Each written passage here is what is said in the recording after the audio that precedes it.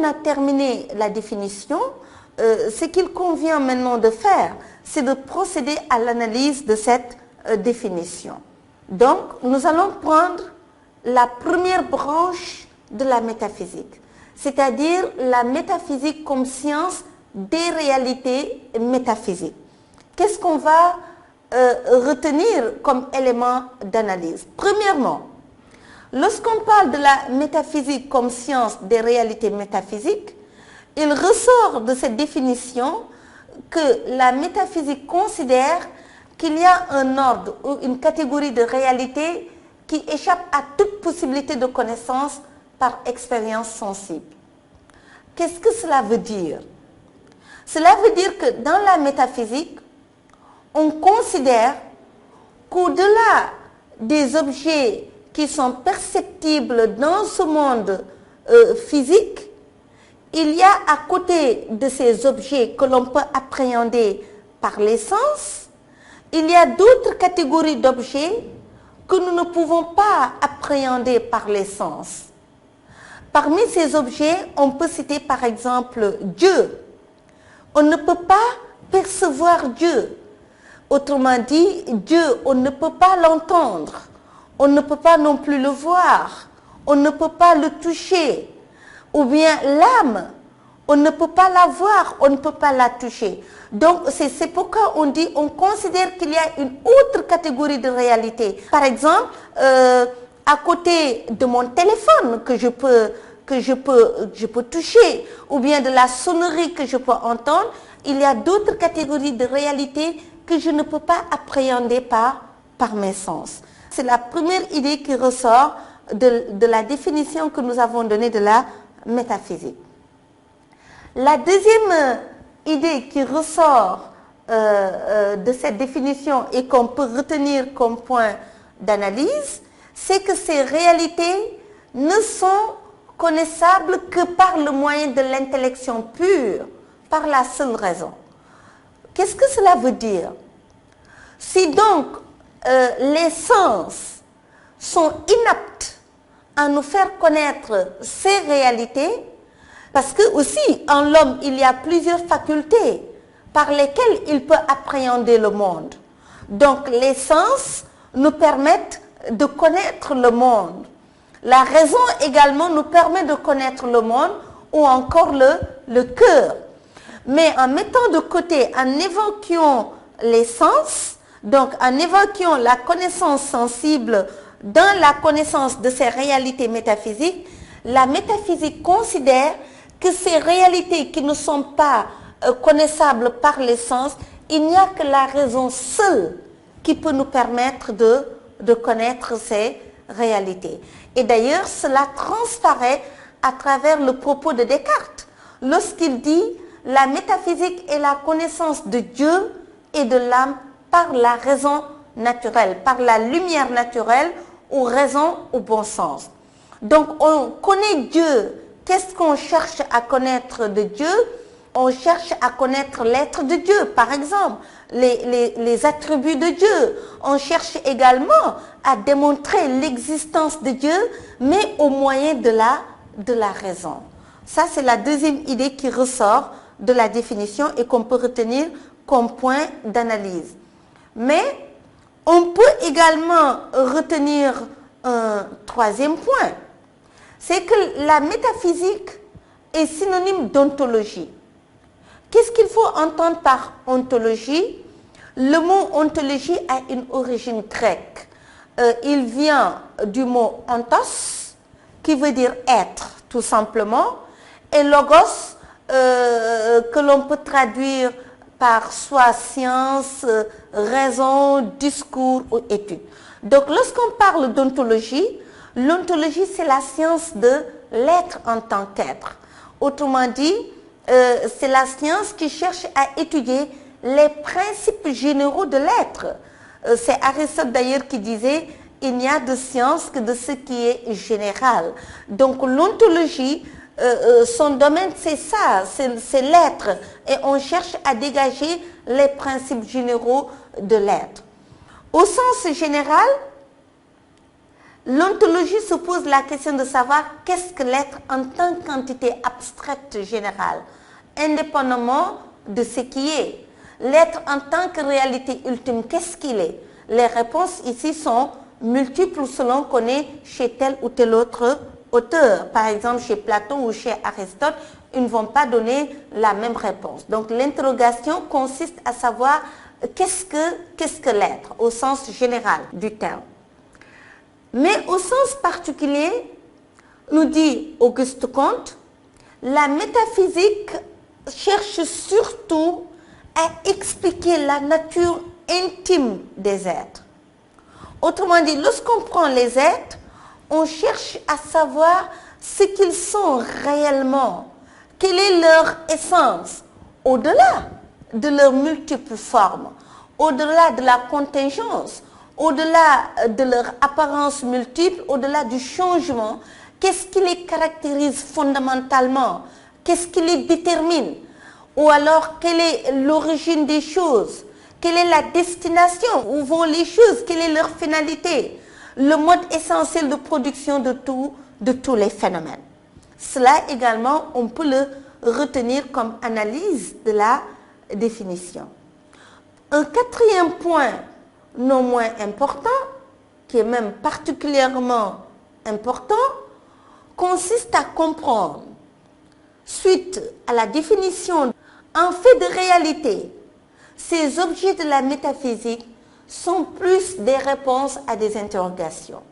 Par exemple, lorsqu'on s'interroge, lorsqu'on convoque Dieu, autrement dit, la question est de savoir pourquoi Dieu constitue-t-il un objet de la métaphysique. À quel moment fait-on appel à Dieu? Voilà la question ici. Lorsque, par exemple, on se pose la question de savoir quelle est l'origine du monde, le monde a-t-il un commencement? A-t-il une fin? A-t-il toujours existé? Si oui, existe-t-il de toute éternité? Ou bien y a-t-il un temps T où le monde a commencé à exister? Pourquoi est-ce que c'est précisément ce moment précis que le monde existe et pas un autre? Quel est le sens ou la raison de son existence? Quelle est donc la finalité du monde? Et d'ailleurs, ces questions qu'on retrouve aussi bien dans la philosophie occidentale que dans la falsafa, c'est-à-dire la philosophie dans le monde arabo-islamique, c'était des questions particulièrement importantes qui ont agité les musulmans de ce qu'on a appelé l'âge d'or arabique. Est-ce que le monde existe de toute éternité? Donc c'est des questions essentielles. À partir de ce moment, lorsqu'on veut trouver une réponse, on convoque Dieu pour justifier l'ordre qui règne dans l'univers, l'harmonie qui règne dans l'univers. Mais il n'y a pas que Dieu, par exemple l'âme également. À l'âme correspond la question de savoir est-ce qu'elle est immortelle ou pas, par exemple. Ou bien la mort est-elle la fin ultime de l'existence? Y a-t-il une vie après la mort?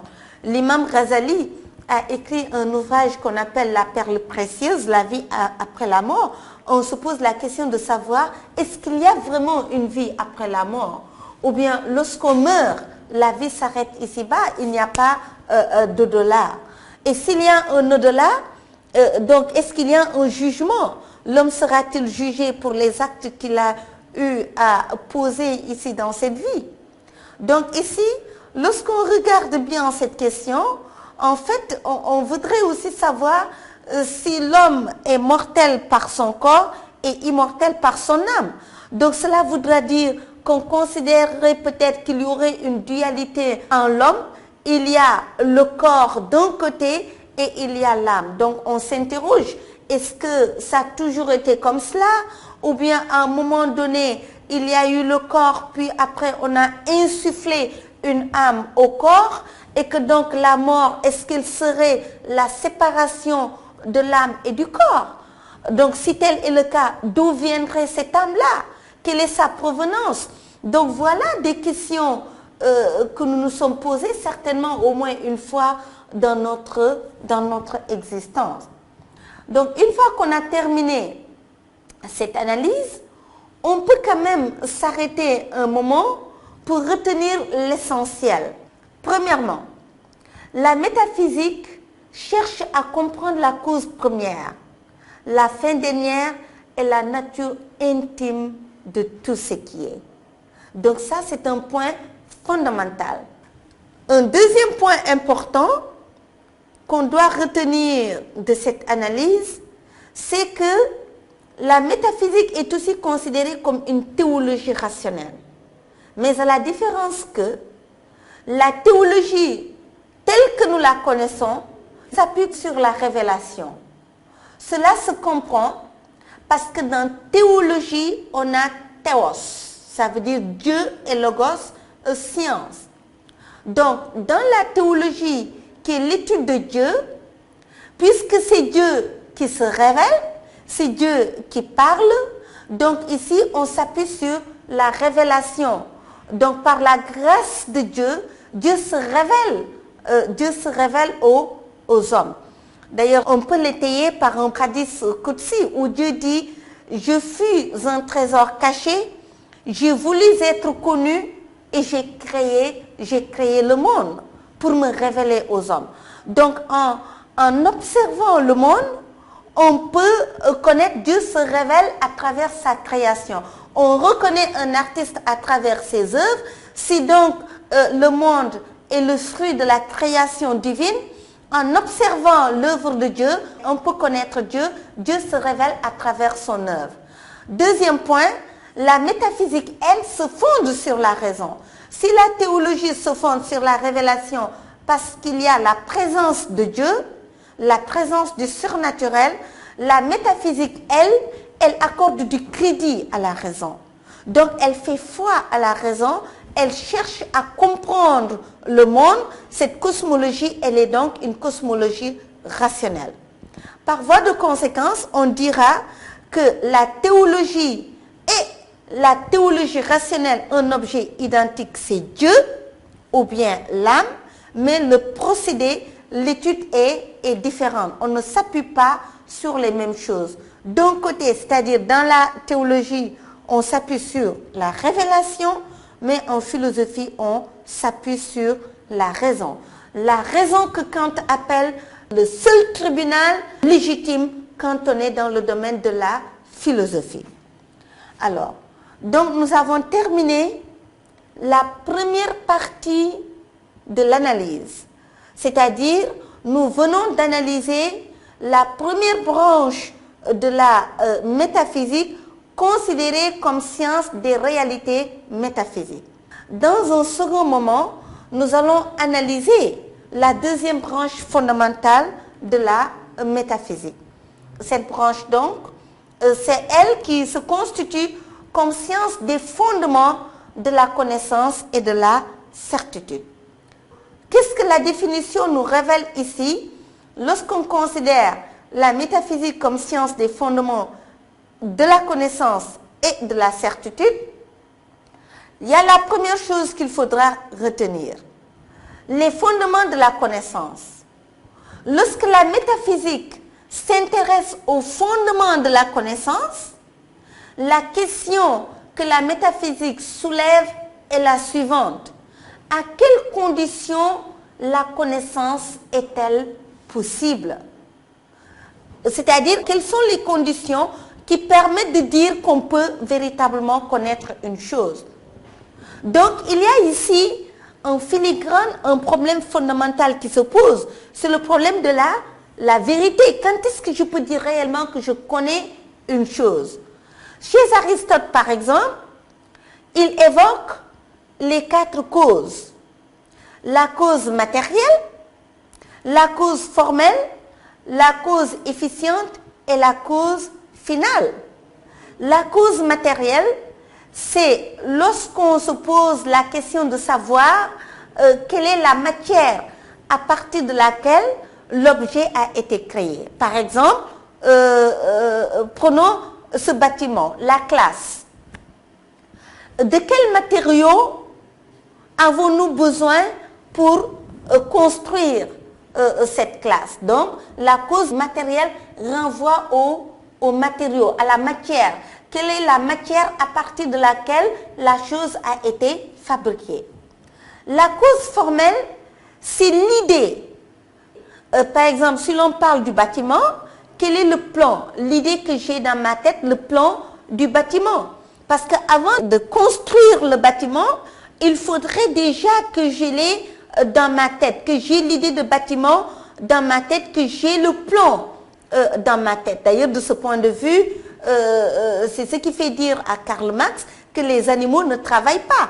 Parce que quand l'être humain travaille, avant de réaliser le travail, il conçoit l'idée d'abord dans la tête. Comme il parle de l'architecte, avant de réaliser le bâtiment, il conçoit d'abord l'idée dans la tête. Donc quand on parle de cause formelle, c'est-à-dire l'idée qu'on a déjà de ce qu'on va faire. Donc ici, quand on parle du bâtiment, c'est le plan du bâtiment que l'on conçoit mentalement. La cause efficiente, c'est le principe actif, hein, qu'on peut appeler également la cause matrice ou motrice. Donc ici, c'est les agents qui font que la chose se réalise. Lorsqu'on parle par exemple du bâtiment, ce sont les ouvriers, les différents ouvriers qui vont agir pour rendre effectif le bâtiment, pour la réalisation concrète du bâtiment. La cause finale, c'est peut-être la cause la plus importante, c'est-à-dire le but, la finalité, ce pourquoi la chose a été créée. Donc quand je dis je connais, quand je pose la question à quelles conditions une connaissance est-elle possible, quand est-ce que je peux dire réellement que je connais, la réponse que propose Aristote, c'est celle-là. Bien entendu, même si Aristote a influencé énormément les auteurs de l'histoire de la philosophie, mais on pourrait voir des réponses autres ailleurs. Deuxième point qu'on peut retenir de l'analyse, là-bas nous avons parlé des fondements de la connaissance, ici il est question des fondements de la certitude. Donc je connais une chose, mais quand est-ce que je peux dire que j'en ai une connaissance certaine? Voilà pourquoi nous posons la question, à quelles conditions pouvons-nous avoir la certitude de posséder la vérité? Quand est-ce que je peux dire que ce que je pense être la vérité, c'est vraiment sûr? Est-ce que cette connaissance que j'ai et que je pense qu'elle est vraie, est-ce que je pense qu'elle est vraie parce que simplement je convoque un argument d'autorité, ou bien le vrai doit pouvoir répondre à un certain nombre de conditions sans lesquelles je ne peux pas dire que je suis en possession d'une vérité certaine? On peut donner ici l'exemple de Descartes avec le doute. Descartes dit, mon doute, comme nous l'avons vu dans le premier chapitre, mon doute est différent du doute sceptique, parce que chez les sceptiques, il y a une suspension définitive du jugement. Parce que pour les sceptiques, eux, l'esprit humain est incapable d'accéder au vrai. En revanche, Descartes dit, moi, mon doute est une méthode. C'est une méthode d'investigation.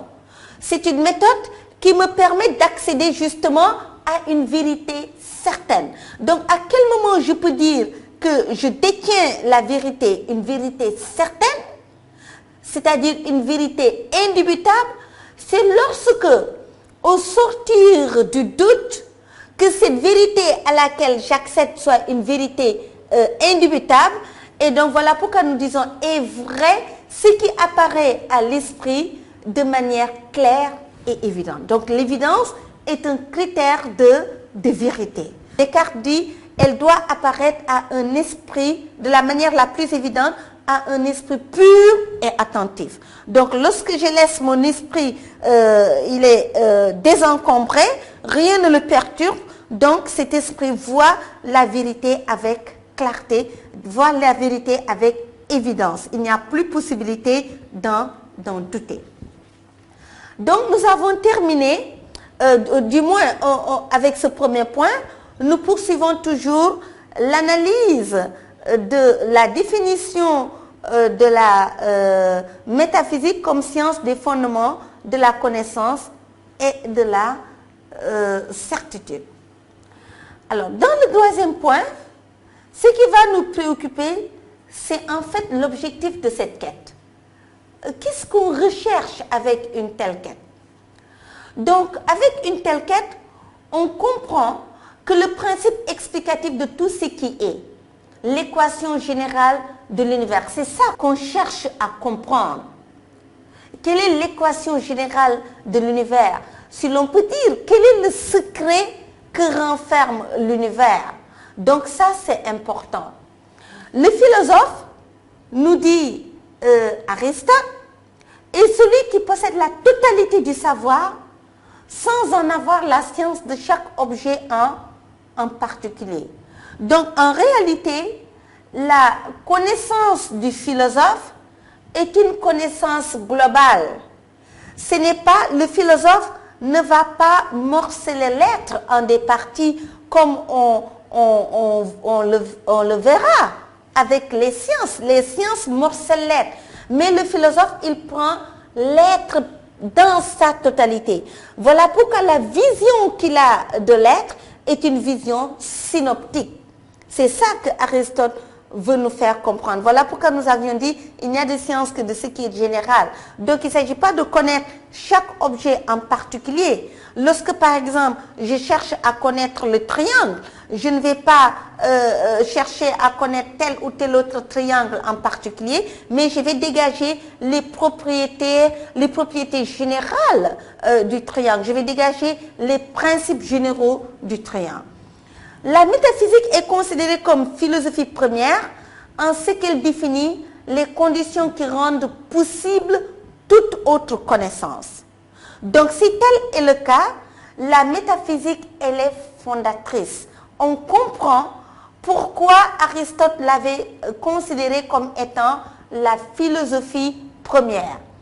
Descartes, qui est héritier également d'Aristote, on comprend pourquoi dans un ouvrage d'ailleurs qui révèle tout le sens de ce que nous voulons faire comprendre ici, intitulé « Les principes de la philosophie », Descartes montre que toute la connaissance repose justement sur la métaphysique. Et il prend comme métaphore la métaphore de l'arbre. À travers un arbre, nous avons les racines, nous avons le tronc et nous avons les branches. Selon Descartes donc, l'on voit l'arbre qui constitue une totalité. Le savoir est un système global à l'intérieur duquel la métaphysique constitue le fondement. Donc, les racines de l'arbre qui soutiennent l'arbre, ce sur quoi repose l'arbre, c'est exactement la même chose avec la métaphysique. La métaphysique est le fondement de toute la connaissance. Et c'est très clair, parce que si la métaphysique est une science des fondements, aucune connaissance ne peut être fondée, ne peut tenir sur le faux. Donc la connaissance, pour qu'elle puisse tenir, il faudrait qu'elle ait un fondement solide, et c'est cela que la métaphysique offre à la connaissance tout entière.